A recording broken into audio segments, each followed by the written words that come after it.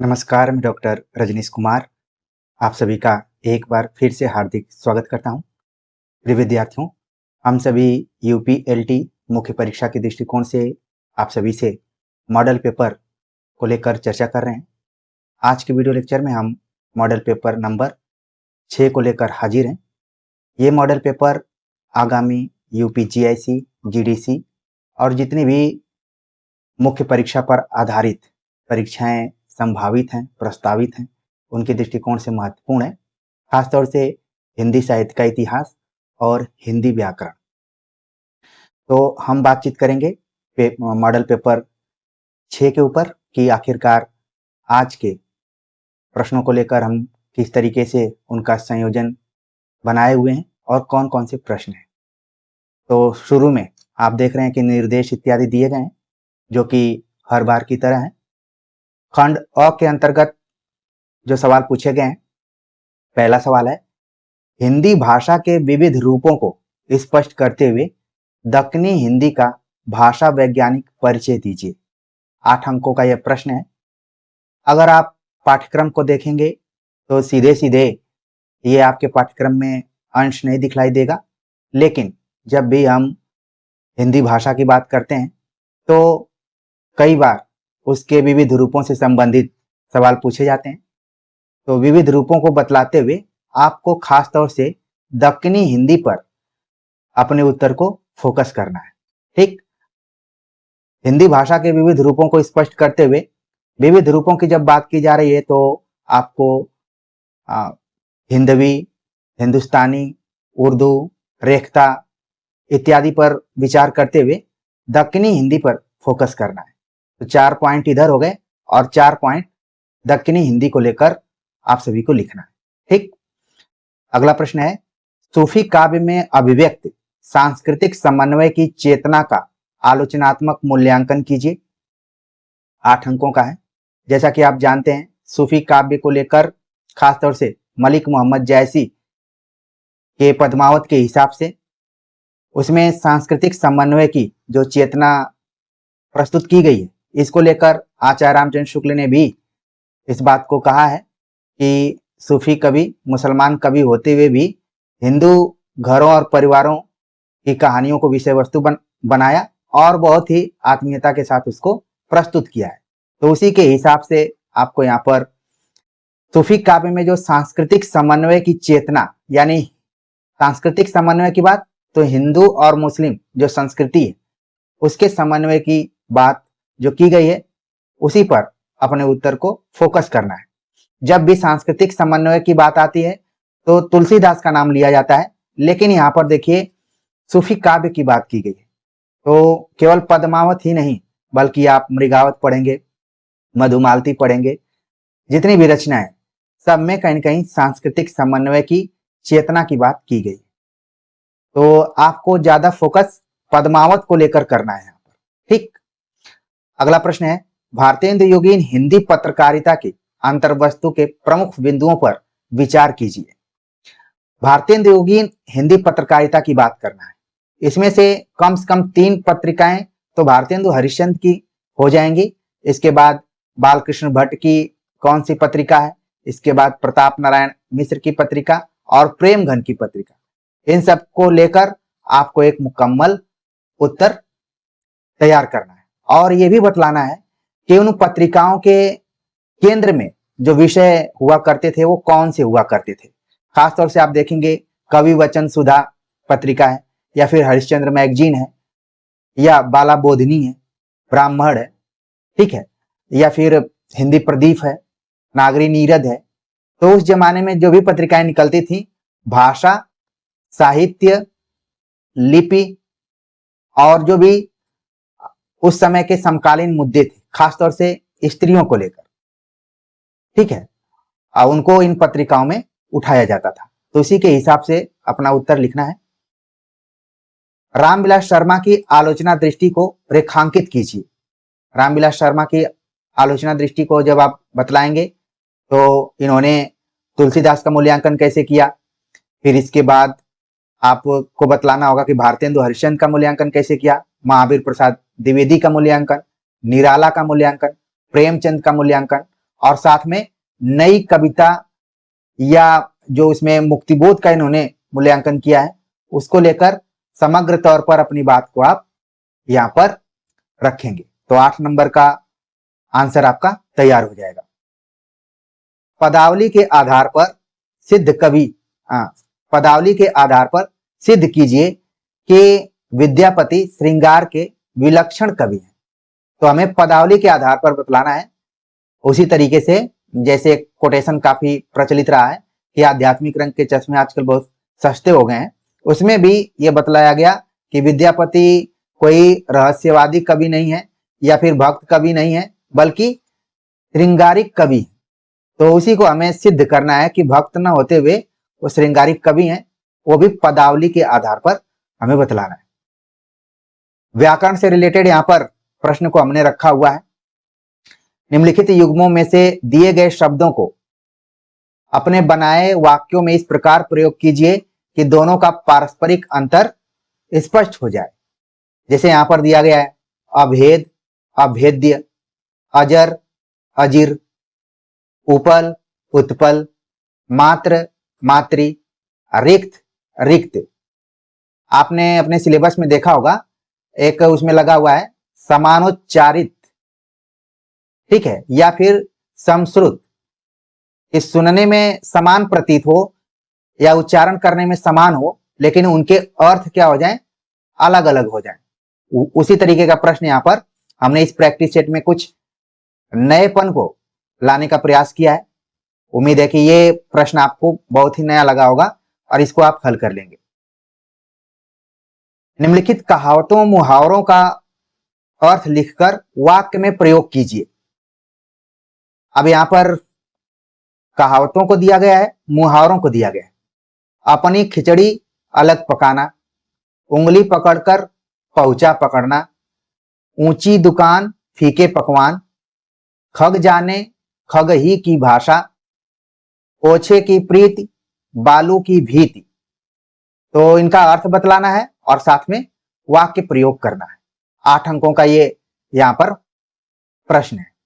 प्रिय विद्यार्थियों, मुझे ये कहते हुए बहुत दुख भी हो रहा है और एक तरीके से मनोबल तोड़ने वाली भी बात है कि जो हमने मॉडल पेपर आप सभी के लिए प्रस्तुत किया है, अक्सर हम पीडीएफ इत्यादि नहीं देते हैं, लेकिन कुछ ऐसे टेलीग्राम ग्रुप्स लोगों ने बनाए हुए हैं जिसमें एआई का सहारा लेते हुए हुबहू इन्हीं प्रश्नों को अपने ग्रुप में डाल रहे हैं कि उन्होंने मेहनत से इन प्रश्नों को बनाया है। क्योंकि हम यहाँ पर अपना बहुत बड़ा फोटो या घूमते घामते वाला फोटो नहीं लगाते हैं या वीडियो नहीं बनाते हैं, आप ही लोगों के सहूलियत के लिए कि हमारे विद्यार्थियों को देखने में कोई दिक्कत ना हो। पीडीएफ हम भी आपको दे सकते हैं, लेकिन इस पीडीएफ के अंदर जो आप सभी को हम बतला रहे हैं, शायद वो अगर डायरेक्ट हम पीडीएफ दें तो आपको जानकारी नहीं पता होगी। तो हमारा उद्देश्य और वसूल कुछ अलग है, लेकिन तमाम ऐसे आपको शिक्षक मिल जाएंगे या फिर तैयारी करने वाले मिल जाएंगे जो मटेरियल का इधर से उधर आदान प्रदान कर रहे हैं और बिना किसी संदर्भ ग्रंथ के या फिर बिना किसी स्रोत के कि हम उन्होंने कहाँ से लिया है। तो मान लीजिए आप लोगों ने अलग अलग कोई ग्रुप ज्वाइन किया हो, तो बिल्कुल आप सीधे सीधे बोलिए कि हमने इस प्रश्न को फला जगह से पढ़ा हुआ है, आपने वहां से लिया है, ठीक है। जैसे हम ही आपको कुछ बतलाते हैं तो पहले स्रोत या संदर्भ को हम बता देते हैं कि ये चीज यहां से लिया गया है। अब कहने के लिए तमाम तरीके के टीचर्स आपके सामने हैं। बहुत सारे टीचर्स हैं जिनको लगता है कि वो जेमिनी या फिर एआई का प्रयोग कर रहे हैं, तो उनसे बेहतर कोई शिक्षक नहीं है। हम भी सारी चीजों को जानते हैं, लेकिन हम परंपरा और आधुनिकता दोनों को जोड़कर चलने की कोशिश करते हैं। तो मुझे लगा कि बीच में इस चीज को बताना जरूरी है कि जहां भी इस चैनल से संबंधित कोई भी किसी तरीके का मटेरियल आपको दिखाई दे, हाँ, मूल किताबों पर आधारित जो मटेरियल्स हैं और उसमें समानता हो सकती है, लेकिन प्रस्तुति में भिन्नता अक्सर होती है। हर व्यक्ति अपनी कुछ जो इसमें विशेषता है उसके आधार पर बताने की कोशिश करता है। तो अगर कहीं से समानता मिल रही है तो निश्चित तौर पर आप वहीं पर उसको कट कीजिए और हमें भी सूचित कीजिए कि यहाँ पर मिस यूज हो रहा है। तमाम ऐसे लोग हैं, पकड़े जाने के बाद उनका एक ही उत्तर है कि हमारा इरादा गलत नहीं था।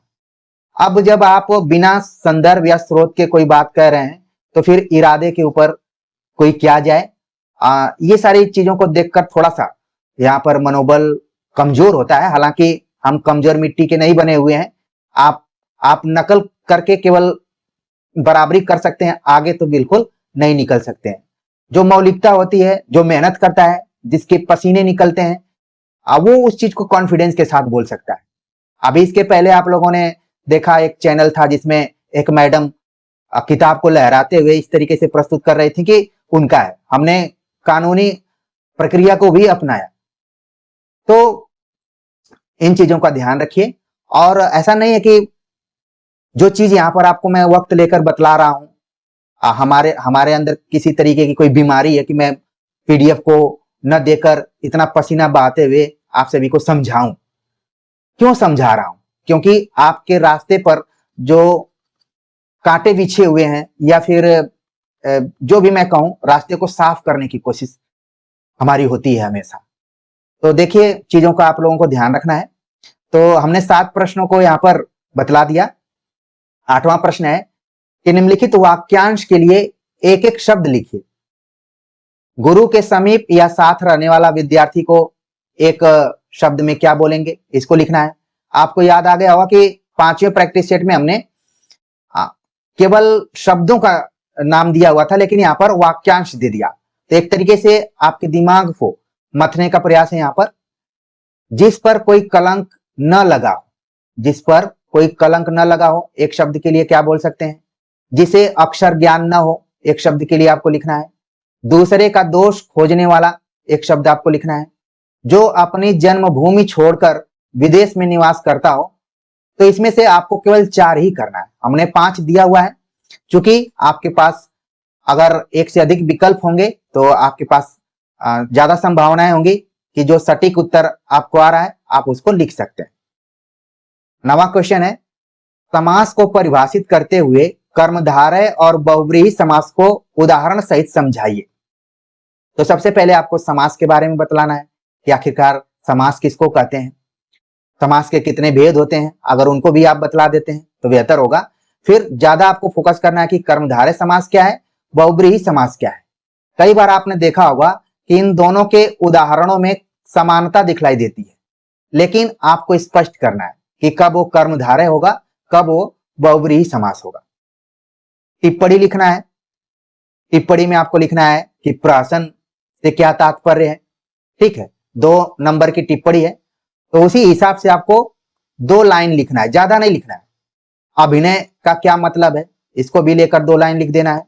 रंगमंच से क्या तात्पर्य है, 2 लाइन आपको लिखना है। संकलन त्रय का मतलब क्या है, इसको लेकर भी 2 लाइन लिखना है। इस तरीके से आपके 8 अंक के उत्तर तैयार हो जाएंगे। खंड ब के अंतर्गत कुछ सवाल हैं जो कि 12 नंबर के हैं। आदिकालीन साहित्य की युगीन परिस्थितियों का विश्लेषण कीजिए। जब आप आचार्य रामचंद्र शुक्ल का इतिहास ग्रंथ पढ़ेंगे तो उसमें 4-5 आदिकालीन परिस्थितियों की चर्चा की गई है। सामाजिक, राजनीतिक, सांस्कृतिक, धार्मिक। तो इन प्रवृत्तियों को, कम से कम 4 प्रवृत्तियों को आपको फोकस करना है। उत्तरकांड में तुलसीदास वर्णित कलिकाल की अवधारणा का निरूपण कीजिए। तो उत्तरकांड के आधार पर कलिकाल की अवधारणा पर आपको चर्चा करना है। इसको लेकर थोड़ा सा आपको अध्ययन करना पड़ेगा। नागमती का विरह वर्णन हिंदी भक्ति साहित्य में बेजोड़ है, मूल्यांकन कीजिए। तो जो 12 मासा पद्धति के आधार पर नागमती का विरह वर्णन जायसी ने प्रस्तुत किया है, पूरा आपको बतलाना है। नागार्जुन की काव्य भूमि विपुल है और विषम भी, उदाहरण सहित विचार करना है। अब नागार्जुन की कविताओं को लेकर आपको चर्चा करना है। नागार्जुन को भी हम कई धाराओं में देखते हैं, प्रगतिशील, प्रगतिवादी, नई कविता या फिर साठोत्तरी कविता। यहां तक कि आप देखेंगे आपातकाल के समय में भी नागार्जुन ने बहुत कुछ लिखा हुआ है। इनकी कविताओं में लोक और व्यंग दोनों का समावेश है, तो इसको ध्यान में रखते हुए पूरा उत्तर लिखना है। कविता क्या है, निबंध के आधार पर आचार्य रामचंद्र शुक्ल की निबंध शैली की विशेषताएं बतलाना है। तो कविता क्या है, निबंध जो चिंतामणि भाग 1 में लगा हुआ है, उसके आधार पर अपने उत्तर को आपको लिखना है। निम्नलिखित पर टिप्पणी लिखिए। टिप्पणी हमने वेरिएशन के हिसाब से रखा हुआ है। राग दरबारी, ध्रुव स्वामिनी, गैंग्रीन, अशोक के फूल।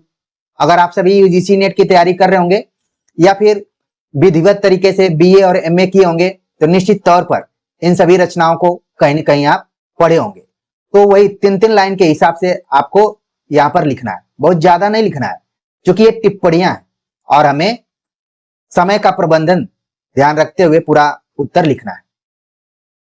कबीर के आलोच्य पदों के आधार पर उनके दर्शन को रेखांकित कीजिए।